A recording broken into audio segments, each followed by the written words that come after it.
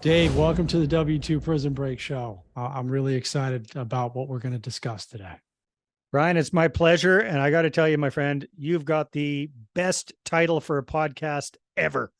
I absolutely love that. So, Yeah. W2 Prison Break. Beautiful, beautiful, beautiful. Well, thank you for saying that. You said it when I had the honor of being a guest on your show, which we'll talk about here in a bit. But um, I've got a couple of really important questions to ask you. Sure. But first, before we get into that, because you're doing a lot of cool stuff now, maybe just give us maybe like your quick 60 or 90 second or however long you want to take a little bit about, hey, who's Dave and what was he doing and how did you get to where you are now? Sure, Brian. So name's Dave Dubeau, Canadian, born and raised. And after graduating from university way back, I decided to go see the world, travel around Mexico, Central America, ended up living and working in San Jose, Costa Rica, of all places, for a decade. Had a language business down there, language training company, got married, had kids, had a good life, and then decided to move my Costa Rican family to Canada, kicking and screaming in 2003. And everybody goes, what the, especially Canadians go, tropical paradise, Costa Rica, frozen hinterland, Canada. Why? And here's the thing, Brian, we don't realize what we got till we don't got it no more, right? So living overseas made me appreciate North America very much. Now, Costa Rica is beautiful, but being the pasty-faced white guy that I am, there are certain challenges. People always assume that you've got a ton of money, whether you do or not, and there's a bit of a target on your back. So nothing nasty ever happened to me, but I know 3 people that got kidnapped down there, and that hardly ever happens where I live in Canada. So our kids were getting to school age. We decided to move here. I had to start all over again from scratch. Hadn't been able to sell my business, so I didn't have very much money. Had never built up any credit in Canada. Had been self-employed so long I was pretty much unemployable. So I landed in a brand new city without any contacts, without much money, and was like, okay, what am I going to do? So I saw one of those. You remember those late night infomercials? I do. Remember these, Brian? You too can get rich in real estate with little or no money down. Right. I said, perfect. That's what I got. So I sent for the course, took it, and took massive action, did 18 deals in 18 months. That's how I got started with real estate investing. Eventually hooked up with a up and coming Canadian real estate guru. Kind of applied my background in marketing for him and his companies, helped him grow his companies. So took a few years off of active investing myself. Jumped back in about 2010, started doing what's called tenant first or client first rent to own deals. And that's when I first started raising capital. And my first experience with that was absolutely disastrous because I did everything wrong. I followed the guru's advice and just waited till I had a good deal and then thought the money would find me. That's not how it worked for me anyhow, Brian. So lost on a really good deal. And that's when I kind of said, you know what, there's got to be a better way. So I came up with my own process for attracting investors and raising capital. Over the years, I've raised millions of dollars for my own deals, got into multifamily type properties. But more importantly, for the last 10 years or so, we've been working with what I call mom and pop real estate investors, helping them to get rolling with private capital.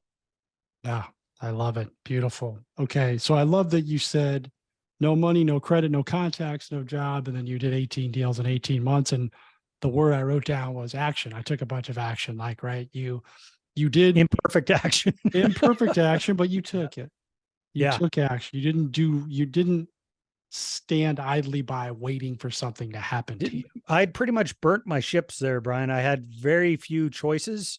So it was like, I had to make it work, which was a good thing. Yeah. Excellent. Okay. So I want you to debunk a few myths here. One thing you said was interesting, which I'll ask you to expand on, which was find good deals and the money will find you. It sounds like you don't believe that to be true, or you have experience with that's not the case. Could you expand on that, please? Yeah, I'd like to find whoever came up with that saying and punch them right in the nose. That's what I'd like to do. Because they've done such a disservice for so many people, right? Because, on the surface, it sounds good and it seems like it would make sense. But here was my experience, Brian, is unless we've laid down some groundwork ahead of time, my particular situation was, it was a single family home. I only had 2 weeks to come up with the down payment money to be able to close on this deal. Mhm. And because I was under such a time crunch and starting from scratch, everything I did just smacked of desperation. And no matter how good the deal was, my desperation kind of oozed through everything and actually repelled people. So because I floundered about, and then, I'd heard other gurus say, if you need to raise money, pick up the phone, start dialing for dollars, cold calling people. Tried that, sucked at that, turned off a lot of really good prospective investors. Other gurus said, hey, if you need to raise money fast, go out, network up a storm, get a really good elevator pitch, turn every conversation into a real estate conversation. All that did was make me come across like a network marketer. No offense to anybody, but you know what I mean, right? Just kind of, nobody wants to talk with those folks. Nobody wanted to talk with me. And that after that experience, I just kind of gave my head a shake and said, hey, you know a thing or two about marketing. Why don't you apply marketing to raising capital? And instead of chasing investors, attract them, right? So much nicer if we get somebody putting up their hand and saying, hey, Brian, tell me about your deals, versus us trying to shovel our deals on them. Yeah. And number two, the other big epiphany was, hey, why wait until I've got a deal? Why not get a bunch of investors lined up, waiting in the wings first, then go find the deal? And then number one, I'm going to be able to, feel much more comfortable. I'm going to be able to negotiate better. I'm going to have a lot more confidence going into that deal. And number two, is I create a little bit of scarcity, because now I can go to that group of people who've already said, yeah, I'm interested in a deal, and say, hey, I got one, first come, first serve. Does that make sense, Ryan? It makes total sense. And I was not the guy who said that, so I'm glad I'm not going to get punched in the nose by you. I'm not punching anybody, but you know what I mean. Right? Yeah, I know. But it makes a ton of sense the way that you said it. From your ability, you're much more confident now going in to do deals, knowing that you got the money in the bank, essentially, right? Well, not necessarily money in the bank. That's not right. usually how it works. But I've got a bunch of people at least signed off on what we call expressions of interest. So, for example, if I know that my average deal, if I'm doing a single family home, for easy numbers, let's say I need $100,000 per deal. If I've got 3 or 4 people who've signed off saying they're ready, willing, and able to invest $100,000 with me, well, now I've got a little bit of supply and demand in my favor, instead of being that desperate guy, schlepping my deals around. Correct. Okay. All right. So let's debunk. Thank you for that. Let's debunk a couple other myths here. Sure. Popular statement I hear a lot from real estate investors is, I don't have any money, I can't do real estate deals. Question number 2 is, or this is the question, is how do I find money for real estate deals? I can't tell you how many people say I need to refinance my house or get a HELOC so I can go do a deal. Well, you know what? That's not necessarily a bad idea, Brian, if it's their first deal, right? Mm-hmm. So I would tend to agree with people when it comes to doing your first deal, getting that proof of concept, getting that experience under your belt. Wherever possible, do self-finance your first deal. God knows I did. When I started raising capital, I had already self-financed a couple of single family homes, ran out of cash, ran out of credit. That's when I needed to start raising capital. But then I had proof of concept already. And I had a good answer for people saying, hey, well, why aren't you investing your own money in this deal? Is I could point out those other 2 properties and say, because my money's tied up over there, that's why I'm offering you this opportunity. So that might not be the answer you're looking for, but bottom line is, if at all possible, do get a HELOC, do pull out money out of your retirement savings, do whatever you need to do to self-finance your first deal in order to have that proof of concept, right? You don't have to do all of your deals, but ideally you do that. So are we talking about somebody that's just getting started here, Brian? Or are we talking with somebody who's got a little bit of experience? It's really more on the getting started end for those. Okay, so I do have some practical tips for the people just getting started. Wonderful. So if you're not able to self-finance, or you don't want to self-finance your first deal all on your own, there's a couple of options.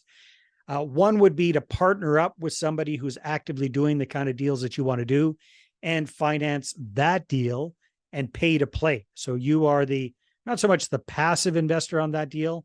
Your agreement with that active investor is that you want to participate, you want to work. You don't just want to put your money in the deal. You want to learn as you go. And again, by getting that first deal done, now you got proof of concept. You've piggybacked on the experience of a much more experienced real estate entrepreneur, and you've gotten so many benefits. You've probably tapped into their power team. You've probably figured out, how to avoid all the mistakes they've made in the past. That is a huge, huge shortcut. Another idea is if you don't have, if you've got some of the money, but not all of the money, maybe you bring on an investor partner, you put in some of your money, you do all the work, and you still split profits 50-50. That's okay. Again, just get that first deal done. Or you have no money, but you got some time, you kind of usually got one or the other, right? So if you got no money, no time, no clue, no experience, then what you need to do is you need to work to learn. So again, find that experienced operator who's doing what you want to do and bring value to them. Say, hey, you know what? I would love to help you out on a deal. I don't want to work for a salary. I want to work for a tiny sliver of equity ownership in this deal. You determine what that's worth, right? So don't be expecting 50% of the deal for painting a fence. Right? That ain't going to happen. But bring whatever needs to happen to the table. And again, you're going to be pay to play, right? So you're working for free, but you're getting that experience. And again, you don't have to do one or two of these, and then you can point to these deals as proof of concept. Plus, you've got a shortcut to that person's power team, that person's experience. It is a massive shortcut there.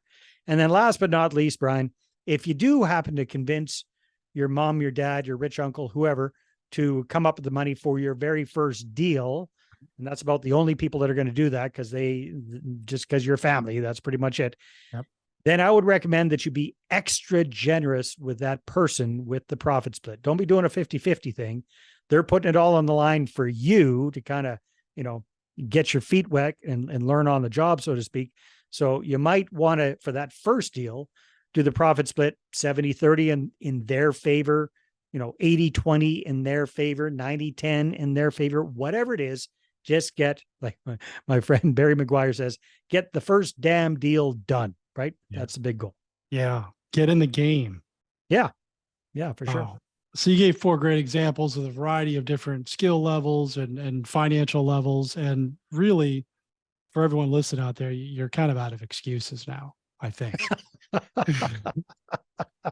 I agree with you 100%, my friend. This is the stuff we hear, right? It's just, we're just stopping ourselves, but you just gave a bunch of different ways and a bunch of different scenarios on how people can get over this money issue, which we keep thinking like we have to have a bunch of it to be able to do our first deal. And you don't. You definitely don't. Or, you like my first, the 18 deals in 18 months I did, all of those were creative, low money, no money down type deals, Brian. So there are strategies out there that don't require money. You can get in there and shake the tree and get an option on a purchase. You can do sandwich leases. You can do, agreements for sale. You can, pay $1 for the deed, all these kind of weird, wonky things. You just have to understand how they work and get educated. Totally. All my first deals were no money down as well. So that's another option. You truly can buy properties without any money down. You're living proof, and so am I, and so are plenty of other people. Okay. Yeah, but don't think it's going to be super easy. Like, you had to put some serious effort into finding those deals. Yep. Those typically are not on the MLS. Your realtor's never going to bring you those deals. You have to really go beat the bushes for those. Thank you for clarifying. 100%. If it were that easy, everybody would be doing it. But I think there's an opportunity if you're willing to, put the work in and, as you say, imperfect action. Okay. You mentioned a word earlier about attracting the lenders, the private money, the capital. Yeah. It's not just because I'm so damn good looking either. I mean, I was going to say that, but okay. I get it a lot. Maybe a tip or 2 or 3 about your pivot, how you shifted and what you did to start doing that. Yeah. Well, I mean, for folks that are watching this, you might see this whole thing behind me. This is what I call my money partner formula. We don't have time to kind of go through the whole thing, but Bottom line is, what I always recommend to people, Brian, is start with a very specific target group of investor prospects. And if you're just getting started with private capital and bringing on joint venture partners and raising money, you're going to want to start with your existing network first. That's where all the big guys and gals started with. Mm-hmm. And it's just the only logical place to begin, because for somebody to invest 50, 75 or 100 grand with you, without any track record working with investors, that person needs to know you, like you, and trust you with their money, right? We've heard this a million times. Yep. So the shortcut is, let's go to a pool of people who we already have most of those pieces of the puzzle taken care of. So we go to friends, family members, coworkers, business associates, people you know from civic organizations, churches, whatever. You've got that pre-existing relationship with them. So they know you, they like you, one way or the other, they have a certain level of trust with you, or at least there's that pre-existing relationship, but you got something solid to build upon. Yep. So what I always recommend is start off with try and come up with a list of about 150 to 200 people, and then let's focus on those folks first.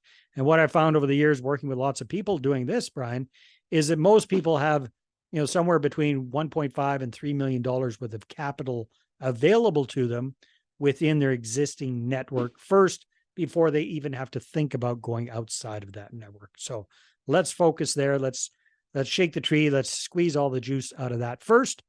And that's what we start with. And then instead of doing what I did back in the day, which was just wait till I had a deal and then charge in and trying to raise the capital last minute, let's be a little classier about this, right?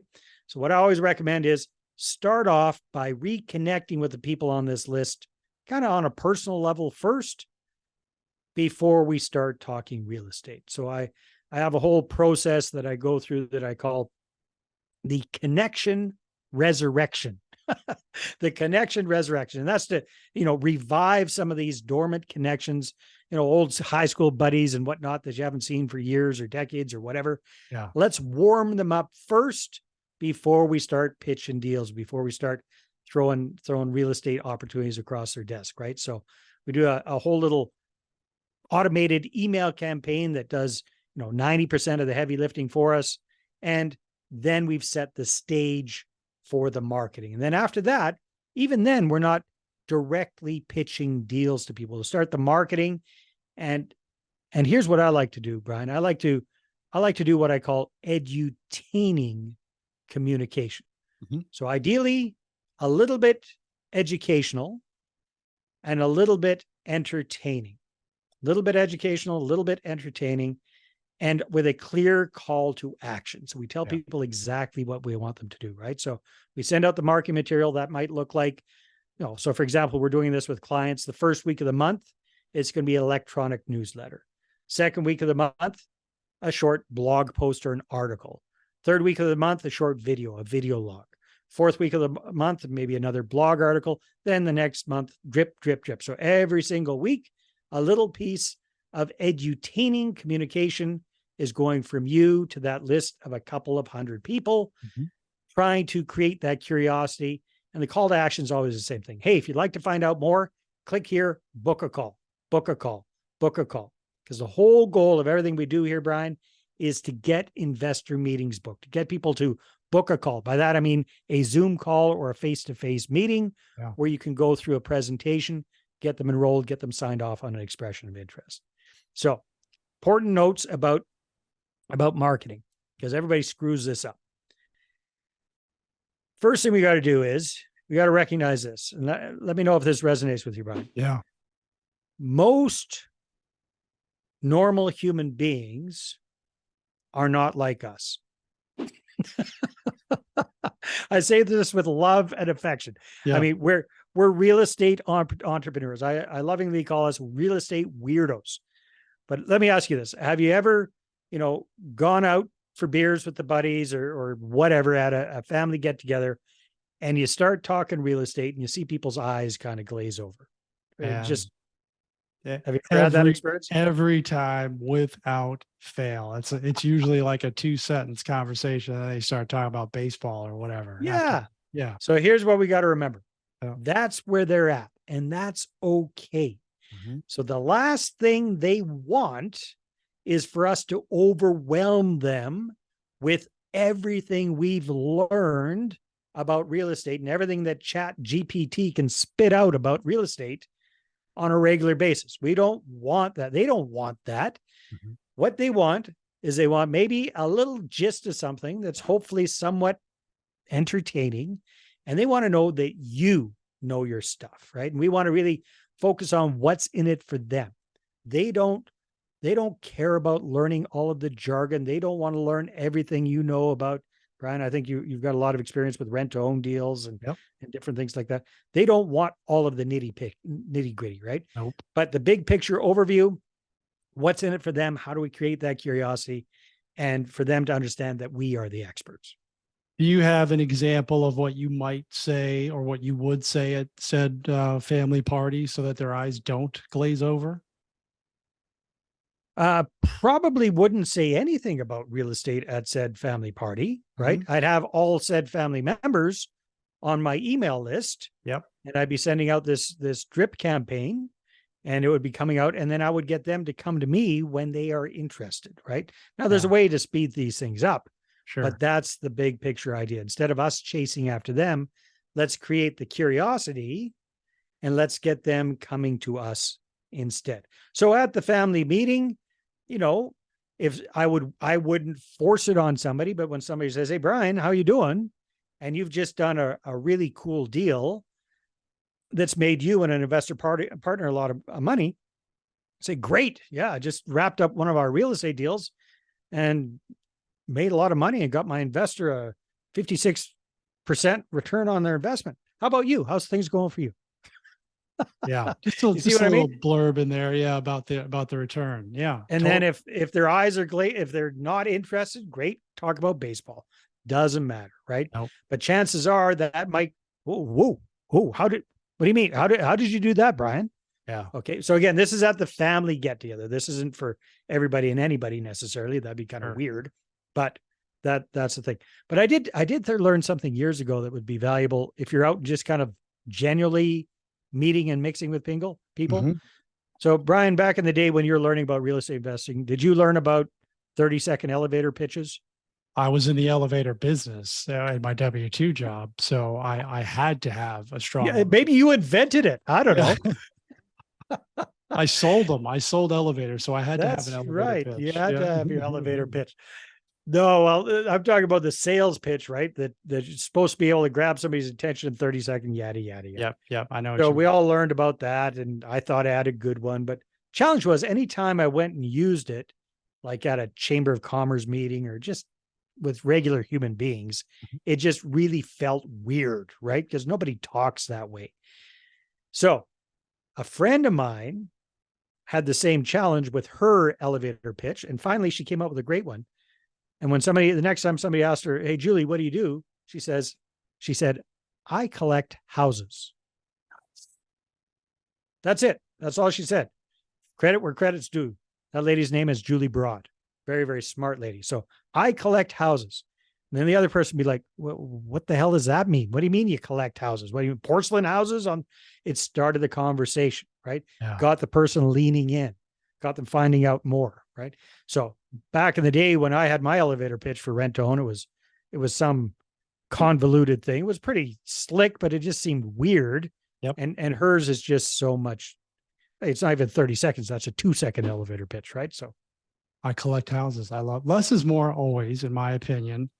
I would used to say, because again, the glaze over thing, I would just say I own a real estate business. I'm a landlord, right? And then normally that would be enough for them to, like, if they wanted to lean in, they would ask me, or a lot would be like, "What do you mean you're a realtor?" I'm like, because that's when I added the landlord. I own a real estate business. I'm a landlord, right? Then they know, okay, this guy's, doing that. If they ask, they ask. If they don't, they don't. But you say that enough people will lean in. But man, I collect houses. That's gold.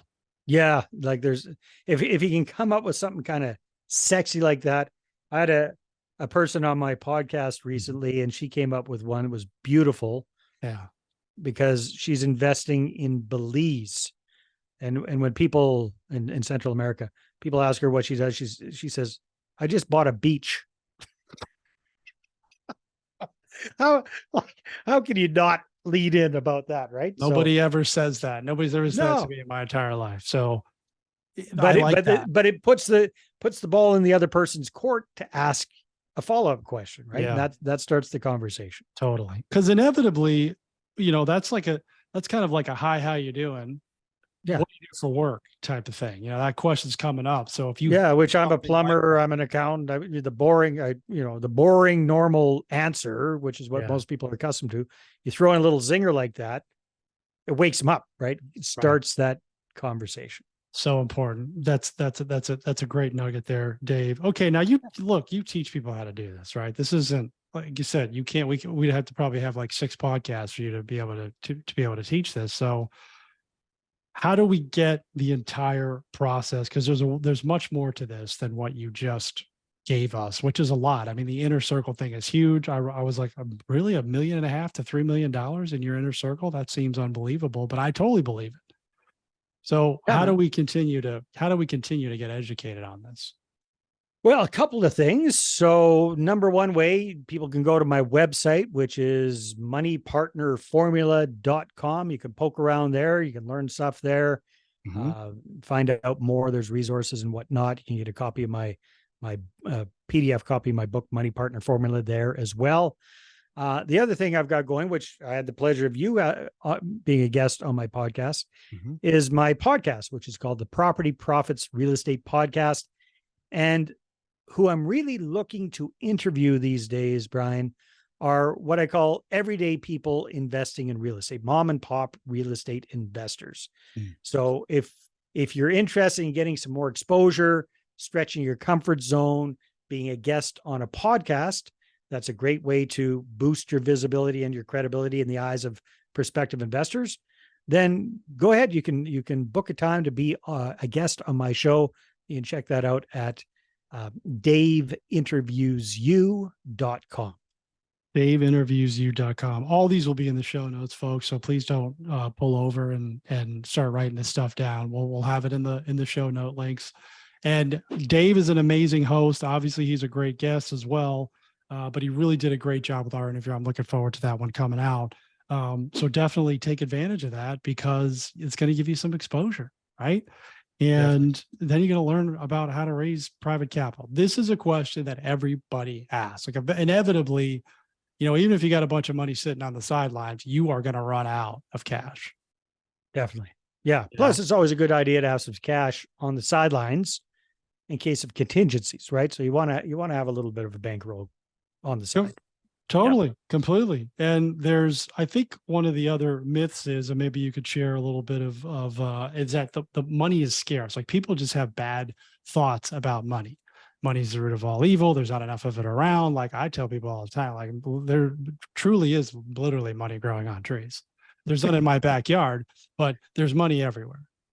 Yeah. I mean, I don't know what the stats are anymore, but the sheer amount of money in people's retirements funds, in the stock market, in home equity, in businesses, in savings accounts.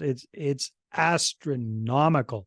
So yeah, some of the people that you hang around with might be in a scarcity mindset, but there are literally so many people, even within your own existing network. That's why I say don't just try to reach out to 5 or 10 people. Create a list of 150 to 200 people because we're not looking for all of those people to become investors.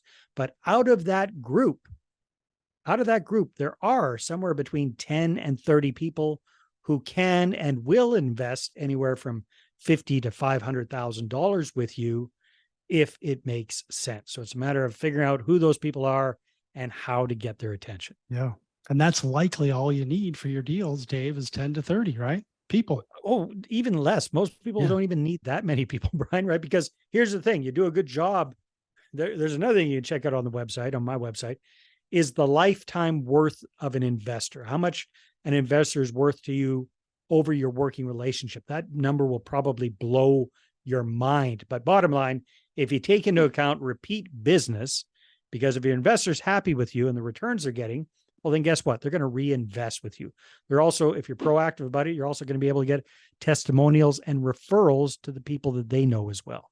Yeah, they're going to tell their other people that have money, their friends that have money, right? So Exactly. this sounds like a super critical exercise for everyone to go through. We want to make sure everyone's going to the Money Partner Formula and checking this out. I'm telling you guys, this stuff works. Money's everywhere. There's plenty of cash for your deals. Dave dropped some awesome nuggets about how to get started on your first deal, proof of concept. All right, so let's just talk a little bit about, and then I want to respect your time here because we're wrapping up, but I know a lot of folks who want to get involved in real estate, right? They use the money block, but you're in a room with them, like they want to do a real estate deal and they're just talking themselves out of it. Money, knowledge, it won't work. I'm scared, whatever it is. Yeah. What advice would you lend to that group? Like, what would you tell them, and what might be a first step for them to kind of get them over the hump, if you will? Yeah, good question, Brian. I always recommend for people in that situation to go hang out with a bunch of active real estate investors. So chances are, if you live in a reasonably large town or city, there are local real estate investment clubs, RIAs, real estate meetups, what have you. Go check out a few of those and just kind of get the feeling of the whole thing. Take a look at the other people in the room who are actively doing deals. And when you start to get to know these people, you're going to realize that they're not superhuman. There's nothing exceptional about these folks. They've just got a different knowledge set and have developed a skill set that you don't quite have yet, but you can develop if you want to. So I think that's probably the biggest tip I would give, Brian, is surround yourself by people who are doing what you want to do. Uh, Great advice. Great advice. And yes, no, we are as much as of a superhuman as I would like to be. I am not any different or better than you. I just have, like you said, some skills and some knowledge, and I took some action just as you did. So great stuff, Dave. I think you're pretty super though, Brian. I'll give you Well, that. I mean, I'll take that. I'll take that. It's Friday. You just made my day, Dave. Thank you so much for educating us today and My giving pleasure. us some actionable, like these are actionable things that we can do. Everyone go to the website, follow Dave's podcast. It's really great. And Dave, I just want to thank you for sharing the time with us today. Everyone make it a great week. All right. Thank you, Brian.